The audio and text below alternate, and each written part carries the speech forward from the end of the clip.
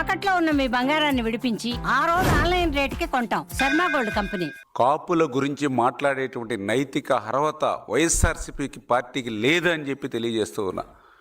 ఎందుకంటే కాపుల సంక్షేమం కానీ, కాపుల అభివృద్ధి కానీ, కాపు నాయకుల రాజకీయ భవిష్యత్తు అంతా కూడా తెలుగుదేశం పార్టీతోనే ముడిపడి ఉంది. తెలుగుదేశం పార్టీతోనే కాపుల అభివృద్ధి, సంక్షేమం, రాజకీయ నాయకుల భవిష్యత్తు ఉన్నటువంటి విషయాన్ని స్పష్టంగా ఈరోజు మనం చరిత్రలో మనం చూస్తూ ఉన్నాం. ఎందుకంటే ఆంధ్రప్రదేశ్ చరిత్రలో మొదటిసారిగా ఒక బలిజ బిడ్డ రత్న సభాపతి గారిని మరి ఒక ఉప సభాపతిగా ఇవ్వడం కానీ, ఒక పసుపులేటి బ్రహ్మయ్య గారు కానీ, రామచంద్రయ్య గారు కానీ, ఒక పాలకొండ రాయుడు గారు కానీ, ఇలా ఎంతోమందికి రాజకీయంగా ఉన్నత భవిష్యత్తు కల్పించడమే కాదు, ఆదికేశవుల నాయుడు గారు, చదలవాడ కృష్ణమూర్తి గారు, అత్యున్నతమైనటువంటి తిరుమల తిరుపతి వెంకటేశ్వర స్వామి చైర్మన్గా ఇచ్చినటువంటి ఘనత కూడా తెలుగుదేశం పార్టీది. అటువంటి తెలుగుదేశం పార్టీయే ఆంధ్రప్రదేశ్ రాష్ట్రంలో కాపుల చిరకాల కోరికైనటువంటి కాపు రిజర్వేషన్ ఇచ్చింది తెలుగుదేశం పార్టీ. కాపు కార్పొరేషన్ని ఏర్పాటు చేసింది తెలుగుదేశం పార్టీ. ఆ రకంగా మరి తెలుగుదేశం పార్టీ కాపుల అభ్యున్నతి కోసం పాటుపడతాయి. అందులో ముఖ్యంగా ఆ రిజర్వేషన్ విషయంలో మనందరం కూడా చూసాం. బ్రిటిష్ వారి కాలం నుంచి కూడా కాపులకి రిజర్వేషన్ ఉంటే ఆ రోజు వచ్చినటువంటి నీలం సంజీవ రెడ్డి గారు ఆ కాపు రిజర్వేషన్ని రద్దు చేసినటువంటి పరిస్థితి. తరువాత దళిత బిడ్డ దామోదర సంజీవ్ గారు వచ్చి కాపులకి రిజర్వేషన్ ఇస్తే తర్వాత మళ్ళీ కాసు బ్రహ్మానందరెడ్డి గారు వచ్చి ఆ రిజర్వేషన్ని రద్దు చేసినటువంటి పరిస్థితి. మళ్ళీ తర్వాత సుదీర్ఘ కాలం తర్వాత మరి ఆ రోజు చంద్రబాబు నాయుడు గారు కాపులకి రిజర్వేషన్ ఇస్తే మళ్ళీ ఆ రిజర్వేషన్ రద్దు చేసింది జగన్మోహన్ రెడ్డి. చరిత్రలో కాపులకి అన్యాయం చేసింది ఆ రోజు నీలం సంజీవ్ రెడ్డి, కాసు బ్రహ్మానందరెడ్డి, ఈరోజు జగన్మోహన్ రెడ్డి. కాపులకి ఆంధ్రప్రదేశ్ రాష్ట్రంలో రిజర్వేషన్లో న్యాయం చేసింది ఆ రోజు దళిత బిడ్డ దామోదర సంజీవ్ గారు, ఈరోజు చంద్రబాబు నాయుడు గారు. ఇంత క్లియర్గా చరిత్రలో కాపుల అభివృద్ధి, సంక్షేమం, మరి రాజకీయ నాయకుల భవిష్యత్తు తెలుగుదేశం పార్టీ ఆ రోజు ఎన్టీ రామారావు గారి దగ్గర నుంచి ఈరోజు చంద్రబాబు నాయుడు గారి వరకు కూడా రాష్ట్రంలో ప్రోత్సహిస్తూ ఉంటే, అటువంటి కాపుల పేరు చెప్పి మరి వాళ్ళ ఒక ఓటు వేసేటువంటి యంత్రాలుగానే మరి వైఎస్ఆర్సీపీ పార్టీ గుర్తిస్తున్నటువంటి పరిస్థితి చాలా చాలా శోచనీయమని చెప్పి సందర్భంగా తెలియజేసుకుంటూ, మరి ఈరోజు చెప్తూ ఉన్నారు కాపు నాయకుడు అంబటి అని చెప్పి మేము అడుగుతూ ఉన్నాం. మరి ఆ రోజు కాపుల చిరకాల కోరికైనటువంటి కాపు రిజర్వేషన్ని అర్ధాంతరంగా ఒక జీవో ఇచ్చి ఆ రోజు జగన్మోహన్ రెడ్డి రద్దు చేస్తున్నప్పుడు ఈ అంబటి రాంబాబు గారి యొక్క నోరు ఎందుకు పెగలలేదు, ఎందుకు జగన్మోహన్ రెడ్డి గారిని మా రిజర్వేషన్లు రద్దు చేస్తున్నారని చెప్పి ఎందుకు ఆ రోజు ప్రశ్నించలేనిటువంటి పరిస్థితి.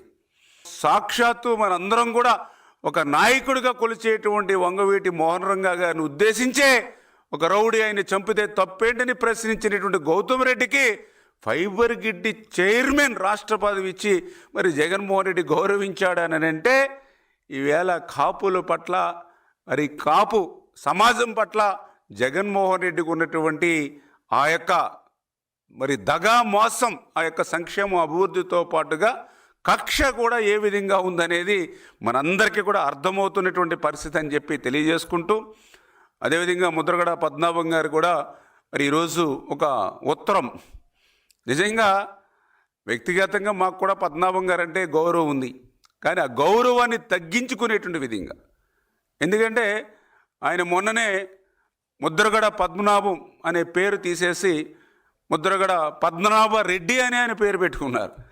మరి పద్మనాభ రెడ్డి అని పేరు పెట్టుకున్న తర్వాత మళ్ళీ కాపుల గురించి మాట్లాడడానికి మరి మనసు ఎట్లా, ఆయనకి అర్హత ఎట్లా ఉందో ఆయనే మనస్సాక్షిగా ఆలోచించుకోవాలని చెప్పేసి కూడా మీ ద్వారా కోరుకుంటూ, జగన్మోహన్ రెడ్డి గారి మెప్పు కోసం మీకున్నటువంటి వ్యక్తిగత ఇమేజ్ని, వ్యక్తిగత గౌరవాన్ని తగ్గించుకోవద్దని చెప్పి ముద్రగడ పద్మనాభం గారి కూడా ఈ సందర్భంగా మరి తెలియజేసుకుంటానని నేను చెప్పి మీ ద్వారా కూడా తెలియజేసుకుంటూ, కులాల మధ్య చిచ్చు పెట్టేటువంటి విధంగా, కులాల్ని రెచ్చగొట్టేటువంటి విధంగా ఈరోజు వైఎస్ఆర్సీపీ ఏదైతే కార్డులు ఉపయోగిస్తూ ఉందో ఆలోచన చేయాలి ఈరోజు అందరూ కూడా.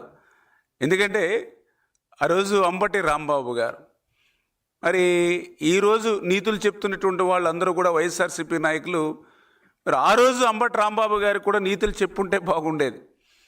ఈరోజు వైఎస్ఆర్సీపీ నాయకులు ప్రెస్ మీట్స్ కానీ అదేవిధంగా అంబటి రాంబాబు గారి కుటుంబ సభ్యులు కానీ మాట్లాడుతున్నటువంటి వాళ్ళు ఎవరైతే ఉన్నారో ఆ రోజే సంఘటన జరిగినటువంటి రోజునే ఆ రోజే అంబటి రాంబాబు గారికి ఈ నీతులయ్యో ఆయనకి చెప్పుంటే బాగుండేది.